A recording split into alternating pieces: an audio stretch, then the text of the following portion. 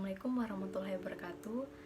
My name is Anita and stary. My official number is A1M218063. Today I'm going to explain a basic principle of PIES. The PIES principles are what set cooperative learning apart from other approaches to interaction. The PIES principles are the linchpin to successful cooperative learning. Cooperative learning, when properly implemented, is a powerful instructional approach resulting in spectrum of positive outcomes. Research, theory, and years of implementation have led us to conclude that consistent success depends on four basic principles.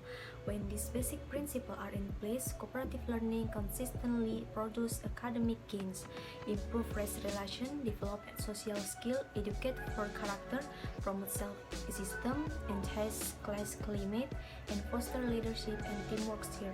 When the four basic principles are not implemented, gains are not guaranteed. There are four basic principles from PIES. First is positive interdependency, and second, individual accountability. The third is equal participation, and last one is simultaneous interaction. The set of four basic principles, PIES, are unique to Kagan cooperative learning. Most approaches to cooperative learning recognize positive interdependency and individual accountability as basic principles, but each approach distinguishes different additional principles. Spencer Kagan developed the principle of equal participation and simultaneous interaction to help us ensure both equal and maximum enjoyment. We firmly believe the PIES principles are the linchpin to successful cooperative. First is positive interdependency. Positive interdependency is the most positive, well-established principle in the study of the cooperation. Positive interdependency refers to two distinct conditions that promote cooperation.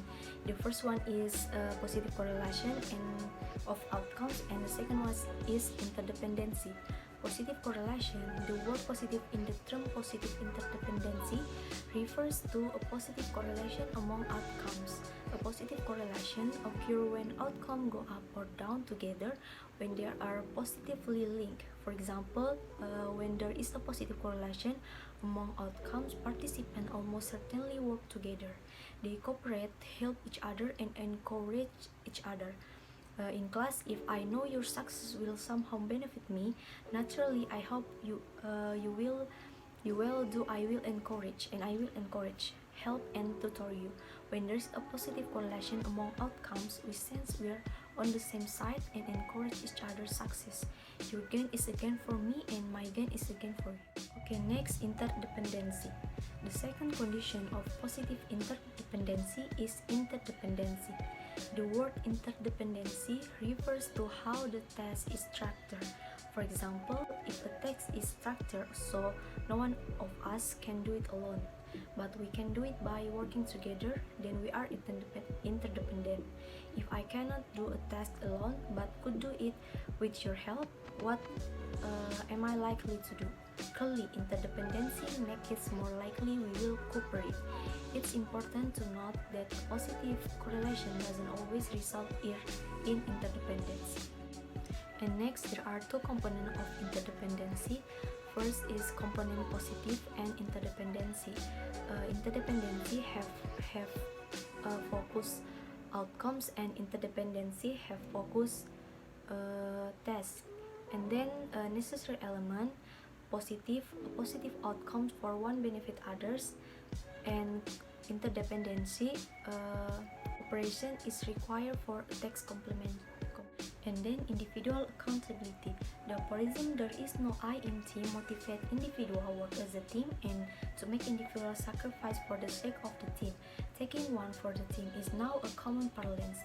In basketball, there is the sacrificial bunt, a tactical team strategy in which a batter bunts the ball and risks getting out to advance teammates around the bases. In the workplace, there is the groundwork, the dirty job that someone on the team has to do. In the military, soldiers put their lives on the line to defend their platoon and the liberty of others. But in the classroom, team performance is not the barometer for success. The acid test for classroom success in the success of each individual student. Is each student student learning, growing, and succeeding. In the cooperative classroom, there is an I in team, and that I stand for individual accountability. In the cooperative classroom, students work together as a team to create and to learn, but ultimately every individual student is responsible for his or her own performance. When individual accountability is violated, the individual can hide behind the effort of their teammates. They can take a free ride of smarter or more motivated teammates. When individual accountability is placed, no one can hide. Individual accountability can take many forms. Students are individually accountable when they take a test, turn in homework, or give a class presentation. What this situation shares is a measurable display of individual student's knowledge or behavior. Did the student know the answer? Did the student complete her homework? How did the student performing during her presentation? Individual accountability boosts achievement. We try harder when we know someone will hold us responsible by evaluating our performance. We study hard for the test, stay up late to complete homework, and prep extra hard for speech. We all want to be evaluated well by others. Who wants to fail in public? Who does not want to succeed in front of others? And then there are three components of individual accountability. First is individual, the performance is done without help, and second public, someone witnessed the performance, and the last is required, the performance is required. The first one is individual. In the classroom, the unit of learning is the individual, not the team. Learning happens between the ears of the learner. Teamwork is the process by which learning is enhanced, but team projects and products are not a hard disk for individual achievement. If we hold the team responsible but not the individual, an individual may choose to do nothing and thus learn nothing. But if we hold each student responsible for his own learning, if each must demonstrate her learning or perform without help of others, there is no diffusion of responsibility. The student is accountable for his individual contribution and his own learning. Each of us try to harder on a text if we know the success or failure on the text will be attributed to us alone, that we will be held responsible. And the second is public. Accountability is strengthened by public performance. If students know they will have to display their knowledge or share their personal contribution publicly, they will make a concerted effort. Although we take a test of quiz alone, it's a public performance because the test is viewed by teacher. When our performance is viewed by a teacher, peer, or someone else, it's a public performance. Test and quiz and other public performance are public display of knowledge and skill. The last is required. Required, the final component of individual accountability, is making the individual public performance required. Individual contribution is not voluntary, it's compulsory. If students know they can out of the public performance, some will, so there is no individual accountability. If it's required that I must perform, I pay attention and prepare. Okay, next, equal participation. The I of PIES is the symbols of for principle with structure so that dance participate both equally. Participant is an integral part of the learning process. Students learn by interacting with the content and with fellow students. For equitable education outcomes, we need participation to be relatively equal. Creating equal participation. Let's examine 6 approaches to equalize participation. First, turn taking. Turn allocation is the simple and perhaps most effective way to equalize participation. With turn allocation, everyone gets a turn. In the traditional whole class structure, turn allocation is too time consuming and impractical to use. To give every student their turn, we have to come up with 30 questions, one for each student, and allow time for 30 response. If each question and answer sequence took one time, it would take half a class period for each student to answer just one question. And then time allocation. Time allocation is an extension of time taking. With time management, we ensure that not only does every student get his or her turn, but he also participate for approximately the same amount of time. Time pairs share involve time taking with time allocation. In pairs, partner a speaker for 1 minute, then partner will speak for 1 minute. Every student receives the same amount of time and share. Time taking and time allocation are a very strong tool for equalizing participation. They almost guarantee near equal participation. And then think and write time. Think time promotes participation from more reflective dance. When we couple think time, turn taking, and time allocation, all students have a turn, a time, and content to share. Now everyone participates. Some students will participate regardless if they are given team time. More reflective student will participate only if allowed sufficient time ways to formulate their idea. We respect individual difference, encourage equal participation, and promote a host of other benefits by providing student think time. And then rules. Rules equalize participation. For example, each student must do 2 problems on the team worksheet. Everyone must add a sentence to the team story. Everyone must play a part in team presentation. Many structures have built-in rules of engagement to equalize participation. In talking chips, the rules is that each round of discussion, no one can speak twice unless each person has spoken once. The rule is explicitly designed to equalize participation. It guarantees participation by all. 5. Individual accountability.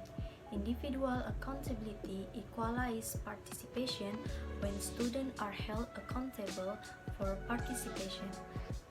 For example, during jot thoughts, each student may be required to write her or his brainstorm item in a unique color. This creates individual accountability for participation. Knowing everyone will see what I have created makes it more likely I will participate. Next, roles. The gatekeeper role is explicitly designed to equalize participation. It's the job of gatekeeper to open the gate for some while gently shutting the gate for others during a discussion. For example, if Bob is doing all the talking and Susan is not participating, the gatekeeper may say, Bob, that's very interesting. Susan, what do you think of that idea? When the student learn and participate the gatekeeper role, participation is equalized. And last, simultaneous interaction. Simultaneous interaction is the most powerful tool we have for increasing active engagement. Secondly, simultaneous is the part of simultaneous interaction. Sequential means one at a time. Often interaction in the traditional classroom is sequential. Many traditional classroom interaction occur in a serial fashion in the common the whole class Q&A. First, the teacher asks a question. Second, one student answer, and last, the teacher respond to the answer. This classroom pattern is so predominant. Research have labeled it IRE, initiation, response, and evaluation. The problem is the teacher is the most active participation in the classroom. The teacher talks twice for each time a student speaks, and this is during student primary opportunity for interaction. Imagine that there are 30 students in a class. When the teacher and one student are interacting, what are the other 29 students doing? Listening hopefully, but are they actively engaged? No, passive listening doesn't qualify as active engagement. By many definitions, it would qualify as disengagement. Many students are looking at the back of the head of a student responding to the teacher. This participation pattern is a prescription for disengagement. Disengagement doesn't produce learning. In fact, this engagement is one of the leading causes of classroom discipline problems. And next, simultaneous interaction actively engages a high percent of students at once. With effective cooperative learning, we dramatically increase the amount of active engagement because effective cooperative learning produces and then produce simultaneous, and then rather than sequential engine, and then simultaneous interaction. Simultaneous interaction save time. Simultaneous interaction save classroom time. We can engage more students at a time and thus get more accomplished more quickly. In a class of 30, if we have each student do a 3 minutes presentation, it will take a minimum